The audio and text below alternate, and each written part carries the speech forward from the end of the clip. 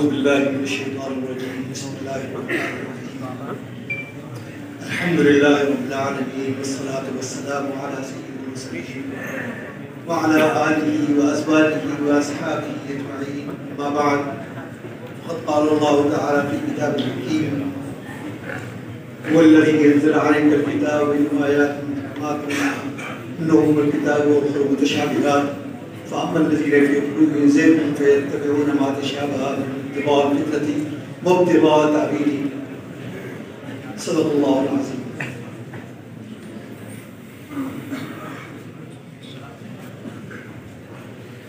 ہم سب کے ربی شیخ طریقت عارف باللہ حضرت مولانا قمر صاحب دعوت برکاتہ العالیہ اور تمام اساتذہ کرام اور اس مبارک و مسعود مجلس کے باہر سے تشریف لائے ہوئے معزز مہمانان کرام طلباء عزیز، اس وقت کوئی تقریر مقصود نہیں، صرف حکم کی تعبیر ہے۔ بس یہ سمجھیے کہ امام العصر حضرت علامہ انور شاہ کشمیری نور اللہ مرقدہ اور حکیم الامت حضرت مولانا اشرف علی تھانوی نور اللہ مرقدہ ہم عصر بھی ہے، ہم سبق بھی ہے، ہم زمانہ بھی ہے اور بے تکلف سازی بھی ہے۔ حضرت حکیم الامت رحمہ اللہ نے لکھا ہے کہ مولانا انور شاہ کشمیری جب میرے خانقاہ امدادیہ میں تشریف لاتے ہیں تو مجھے اپنے دل پر ایک بوجھ محسوس ہوتا ہے، اور وہ بوجھ ظاہر ہے کوئی ظاہری ہے بوجھ نہیں ہے، بلکہ وہ علم کا معنوی بوجھ ہے کہ حضرت علامہ کشمیری رحمۃ اللہ کی موجودگی میں ان کو وہ بوجھ، یہ کون کہہ رہا ہے؟ یہ حکیم الامت، کہ جن کا علم، جن کا فضل، جن کا تقوی، جن کی طہارت، جن کا زہد اور جن کا درد، جن کا تعامل، مطلب ہر چیز اعلیٰ درجے پر اور فضیلت کے ساتھ، جب وہ محسوس کر رہے ہیں تو ہم جیسوں کا کیا حال ہو سکتا ہے۔ مینوان یہی کیفیت اس وقت میری بھی ہے کہ یہاں میرے مربی، میرے شیخ حضرت مولانا قمر صاحب دعوت برکاتہ العالیہ یہاں تشریف فرما ہے، ان کی موجودگی میں مجھ جیسے ایک بے وضاحت طالب علم کا کچھ کہنا اور لب کشائی میرے دل پر کتنا بوجھ محسوس ہو رہا ہو، لیکن حضرت والا کا حکم ہے، کیونکہ ہمارے اکابر و اسلاف کی ایک من جملہ روشن روایات میں ایک روایت یہ بھی ہے کہ چھوٹوں کی حوصلہ افزائی کرتے ہیں اور اس سے ریاض سازی کا کام ہوتا ہے۔ بہرحال ابھی آپ نے شیخ الحدیث حضرت مولانا سید احمد رضا شاہ صاحب دعوت برکاتہ کی مرتب بہت مکمل، بہت مقصود، بڑی مفصل اور تمام احوال کو بڑی یہ رپورٹ تعلیمات کی آپ نے سنی اور تمام احوال آپ کے سامنے آئے۔ بہت مختصر طور پر صرف طلبہ سے چند باتیں مجھے عرض کریں۔ ابھی جو میں نے آیت کریمہ آپ کے سامنے تلاوت کی، اس کی کوئی تشریح یا تفسیر مقصد نہیں، بلکہ کچھ اس سے متعلق کہ ابھی تک آپ کا طالب علم کا دور، اب آپ میں سے ایک جماعت وہ ہے کہ جو دور ذمہ داری میں داخل ہو رہے ہیں۔ آپ کو بہت لوگوں سے واسطہ پڑنے والا ہے، کیونکہ یہ دور جو ہے یہ بڑا عجیب و غریب دور ہے۔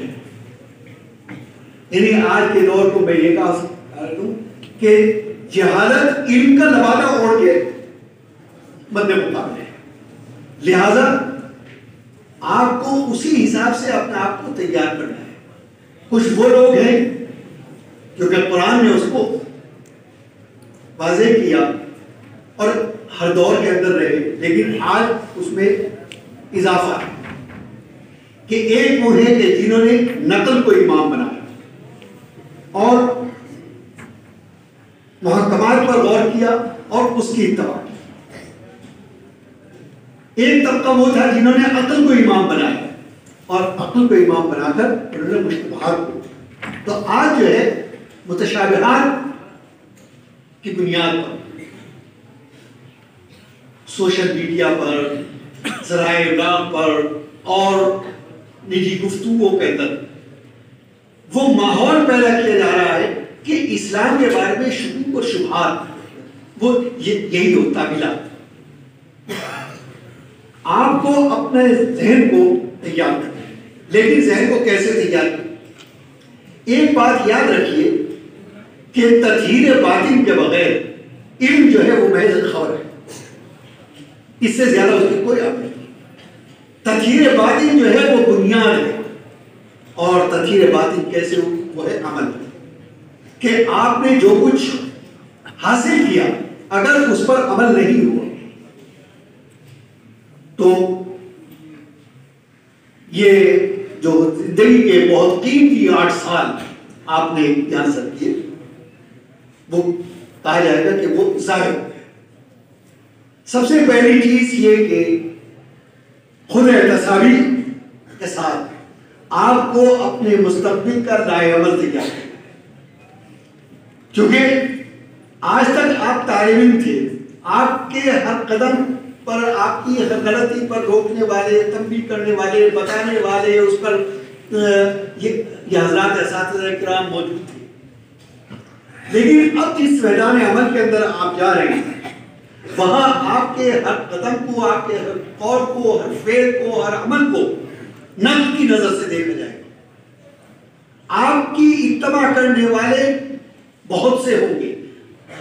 آپ کا نیک عمل جو ہے وہ ان کو راہ راست پر لا سکتا ہے، اور آپ کی ایک غلطی جو ہے وہ محض آپ کی غلطی نہیں ہوگی، اس کے اثرات آپ تک محدود نہیں ہوں گے بلکہ اس کے اثرات بہت دور تک جائیں گے. اب اس تناظر کے اندر آپ خود احتسابی کے ساتھ یہ غور کریں کہ آپ پر کتنی بڑی ذمہ داری عائد ہے. ایک دوسری چیز یہ کہ نبی کریم علیہ السلام نے اپنی بعثت کا مقصد 2 بتائے کہ انما بعثت معلما، اور دوسرے انما بعثت لأتمم مکارم الاخلاق. گویا علم اور اخلاق یہ 2 مبادیات ہیں، 2 بنیادیں ہیں. جب تک یہ مضبوط نہیں ہوں گے تو عمارت کھڑی نہیں. گزشتہ ادوار کے اندر دارالعلوم دیوبند میں یہ قاعدہ تھا کہ جب طلبہ فارغ ہوتے تھے تو ان کو سند نہیں دی جاتی تھی اس وقت تک جب تک کہ کم از کم 1 سال جو ہے وہ کسی شیخ وقت کے پاس رہ کر تربیت حاصل کرے خانقاہ میں. آج وہ خانقاہی نظام مزمحل ہو، لیکن ہماری خوش قسمتی ہے کہ الحمدللہ ثم الحمدللہ حضرت والا دعوت برکاتہ کیا وہ نظام جو حضرت سلسلہ تھانوی کا نظام ہے وہ آج بھی اسی طرح سے جاری ہو سکتا ہے. یا ایھا الذین آمنوا اتقوا اللہ وکونوا مع الصادقین. ان حضرات کے ساتھ صحبت اختیار کرنا، ان کی موجودگی، ان کی قربت جو ہے وہ بہت ساری چیزوں کا اضافہ کرتے ہیں. اور یہی نہیں، آپ نے تو وقت حاصل گزارا. مدارس کے اثرات صرف طلبہ پر نہیں بلکہ قرب و جوار تک بھی پڑھتے ہیں. مجھے ایک واقعہ یاد آیا. حجت الاسلام حضرت قاسم نانوتوی اللہ وقدہ کے دور ہے، حضرت بیمار ہے. اس زمانے کے اندر مشنری کا کام کہ عیسائیت کا فروغ اور اس کی تبلیغ کے لیے ہزاروں کی تعداد میں پادری آئے تھے انگلستان سے، اور ان کا دعویٰ یہ تھا کہ آئندہ 10 سال کے اندر ہندوستان میں سوائے عیسائیت کے کوئی دوسرا مذہب باقی نہیں رہے. چنانچہ انہوں نے اپنا ایڑی چوٹی کا زور لگایا. لیکن حجت الاسلام علامہ قاسم نانوتوی نور اللہ مرقدہ کے سامنے آتے ہوئے یہ پادری گھبرائے. انہوں نے موقع غنیمت جانا کہ اس وقت وہ بیمار ہیں, وہ تشریف نہیں لا سکیں گے, لہذا رڑکی میں انہوں نے اپنا کام شروع کیا. ایک پادری قادر البیان پادری تھا, دلائل بھی تھے. چنانچہ مجمع اکٹھا ہوا. اب آپ جانتے ہی ہیں کہ جوالا میں بات کہی جائے تو جلدی اثر انداز ہو جاتی ہے کیونکہ ان کے پاس. اور اس نے وہاں پر حضرت عیسیٰ علیہ السلام کے بارے میں کہ وہ اللہ کے بیٹے, اس پر یہ موضوع تھا اور واضح تقریر اس نے شروع کی. جواب دینے والا کوئی نہیں تھا.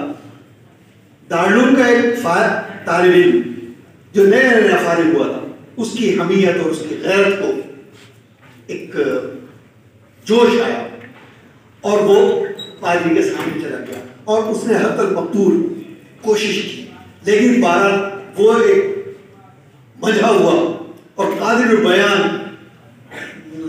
مقرر تھا اور یہ مبتدی اور طالب تھا, زیادہ دیر نہیں چل پایا. لیکن اس کے اثرات جو ہے وہ عوام پر یہ پڑے کہ ایسا معلوم ہوتا ہے کیونکہ وہ تو یہ دیکھ رہے تھے کہ ایک عالم جو ہے وہ عاجز آ رہا ہے. وہیں ایک قریب میں مدرسہ ہوا کرتا, چھوٹا سا مدرسہ, اور اس مدرسے کے قریب ایک بھٹیار خانہ تھا جہاں ایک بھٹیارا روٹی بنایا کرتا. اسے یہ خیال پیدا ہوا کہ آج اسلام کی عزت کا سوال ہے اور یہ ملی صاحب جو ہے یہ تو ہار گئے. اگر آج اس کو جواب نہ دیا گیا تو اس کے بہت غلط اثرات مرتب ہوں گے. چنانچہ وہ اپنی دکان سے کود گیا, ہاتھوں پہ آٹا لگوا, اس کو جھاڑا اور انہوں نے کہا کہ ملی صاحب تم ہٹ جاؤ, تم عالم ہو, عالم کا عالم سے مقابلہ ہوتا ہے, جاہل کا جاہل سے ہوگا, یہ بھی جاہل ہے, میں بھی جاہل ہوں. اور اس کے بعد اس نے آگے ایک سوال کیا کہ یہ بتائیے کہ آپ کیا بتا رہے ہیں. کہنے لگے بھائی یہ تیرا کام نہیں, تیرا جو کام ہے وہ تو کر. کہا کہ نہیں, سننے کا حق تو مجھے بھی ہے, میں بھی تو سمجھنا چاہتا ہوں, ہو سکتا ہے میں آپ کی بات مان جاؤں, تو کم سے کم آپ جا کے یہ تو کہہ سکیں ایک آدمی جو ہے وہ عیسائی ہو گیا. تو انہوں نے کہا کہ میں یہ بتا رہا ہوں کہ حضرت عیسیٰ علیہ السلام جو ہے وہ اللہ تعالیٰ کے بیٹے ہیں. اچھا بات یہ طے ہو گئی کہ وہ اللہ تعالیٰ کے بیٹے ہیں. پہلے سے آج یہ بتائیے کہ اللہ تعالیٰ کی عمر کتنی ہے. اللہ تعالیٰ کی عمر وہ تو ازل سے ہے, ابد تک ہے. کہنے کی ازل اور ابد یہ میں جانتا نہیں, تو جاہل آدمی مجھے تو ازل میں بتائیے کتنے سال ہے, 1000 سال ہے, لاکھ سال ہے, کروڑ سال ہے, کتنے سال کی. اب پادری صاحب عاجز آ گئے. انہوں نے کہا بس تم یہ سمجھ لے کہ کروڑوں برس, چلے یہ طے ہو گیا کہ کروڑوں برس کی عمر میں. یہ بتائیں اس کروڑوں برس میں اللہ تعالیٰ کا صرف ایک ہی بیٹا ہوا. کہ کروڑوں برس میں تو کروڑوں بیٹے ہونے. آپ کیا لگے سن بھائی اچھا میری عمر 55 برس کی, میری 6 بیٹے اور 5 بیٹی ہیں, تو آپ کا اللہ اچھا ہے, میں اچھا ہوں. اور آپ کے اللہ کروڑوں برس سے ہیں اور ایک بیٹا پیدا. اس کے بعد جواب یہ بن پڑا اور وہ مناظرہ ختم ہو گیا. تو یہ وہ اثر تھا مدرسے کے قرب کا, حالانکہ جاہل آدمی. حضرت مولانا محمد یعقوب صاحب نور اللہ برقدہ تک جب یہ بات پہنچی تو انہوں نے فرمایا کہ بات اس نے اصولی کی تھی, اگرچہ اپنے ذہنی سطح سے اس نے جاہلانہ انداز دی. منشا اس کا یہ تھا کہ اگر اولاد کا ہونا خوبی کی بات ہے تو وہ چاہے ایک ہو, وہ لاکھوں ہونے چاہیے, کروڑوں ہونے چاہیے. اور اگر عیب ہے تو ایک ہونا بھی عیب ہے, کروڑ ہونا بھی عیب ہے. تو میں یہ عرض کر رہا تھا کہ ان مدارس کے جو اثرات ہیں وہ صرف طلبہ کا نہیں یا وہ جو فیض یافتہ ہے یا ان تک ہی نہیں پڑھتے بلکہ پورو جوار اس کے ساتھ. اور یہ کیسے ہوتی جب تک کہ جب صحبت اختیار نہیں کی جاتی ہے تو درجہ بدرجہ ہوتا ہے. آپ نے علم حاصل کیا, اب علم پر عمل کیسے کیا جائے گا؟ آپ کو پتہ ہے کہ ڈاکٹری کی تعلیم حاصل کی جاتی ہے تو 1 سال یا 2 سال وہ انٹرنشپ کہلاتی ہے کہ کسی ماہر ڈاکٹر کی موجودگی میں ان کو پریکٹس کرائی جاتی ہے, اس کی تدریب کرائی جاتی ہے. جیسے ہمارے یہاں کہتے ہیں تدریب ہوتی ہے تبھی آپ سمجھ دی جاتی ہے کہ یہ اس قابل ہو گئے ہیں کہ یہ فتویٰ دے سکتے ہیں. اسی طرح سے ان پر عمل کیسے کیا جائے گا اس کی عملی مشق اگر ہوتی ہے تو وہ کسی شیخ کی قربت سے, شیخ طریقت کی قربت سے اور ان کی موجودگی سے ان کے اعمال کو, افعال کو, ان کے اقوال کو, ان کی عادات کو, ان کے نشست و برخاست کو جذب کرنے کی ضرورت ہے. جتنا آپ میں ضرب ہے جتنا جذب کر لیں گے اتنا ہی آپ سربلند ہوتے چلے جائیں گے. حکیم الامت حضرت تھانوی, امام الحسن حضرت علامہ کشمیری, حکیم الاسلام حضرت محمد طالب طیب صاحب, یا ہمارے جتنے اکابر گزرے وہ اوپر سے علم لے کے نہیں کرتے, وہ بھی اسی طرح کا کہتے ہیں, لیکن انہوں نے اپنا نصب العین اور ہدف متعین کر دیا تھا کہ ہمیں کیا کرنا ہے. ہر دور کے چیلنج, اس دور کے چیلنج جو جیسے کہ میں نے آپ کو دیکھا کہ وہ ہے کہ علم جو ہے, جہالت جو ہے وہ علم کا لبادہ اوڑھ کر آپ کے مد مقابل ہے. اس لیے سب سے پہلی ضرورت یہ ہے کہ تطہیر باطن کی جائے. جب تطہیر باطن ہوگی تو علم کے لیے عمل کے راستہ کو بہت بڑھتا چلا جائے گا.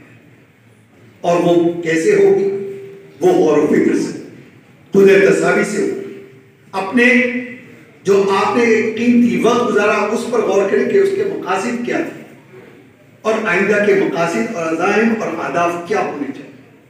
جب آپ یہ متعین کر لیں گے یہاں آپ کا ذہن مطمئن ہو جائے گا. اب آپ قدم بڑھیں گے اور آگے بڑھیں گے, کیونکہ اب اگلی کمان, اگلی ابتدا آپ ہی کو سمجھ.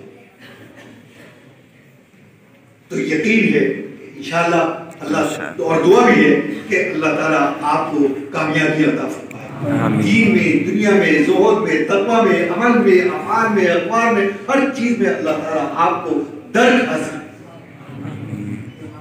عطا فرمائے. اور جیسے میں نے کہا کہ کوئی تقریر مقصد نہیں بلکہ آپ یہ سمجھیے کہ یہ چند باتیں ہیں کہ ابھی آپ کو بہت سے مختلف الخیال, مختلف الفکر, مختلف انداز کے لوگ آپ کو ملیں گے میدان عمل میں. ابھی تک ان سے واسطہ نہیں پڑا, آپ نے مدرسے کی 4 دیواری کے اندر زندگی گزاری, لیکن اب میدان عمل میں اب آپ کو کمر بستہ تو غور کرنے کی ضرورت ہے, ہدف متعین کرنے کی ضرورت ہے.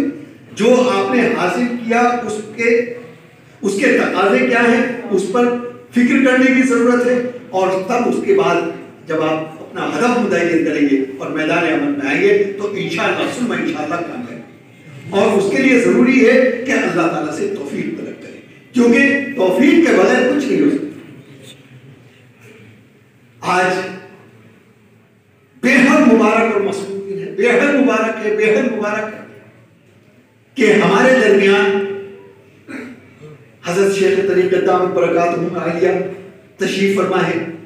اس سے زیادہ مبارک اور مسعود مجلس کیا ہو سکتی ہے؟ یہ ہم سب کی خوش قسمتی ہے.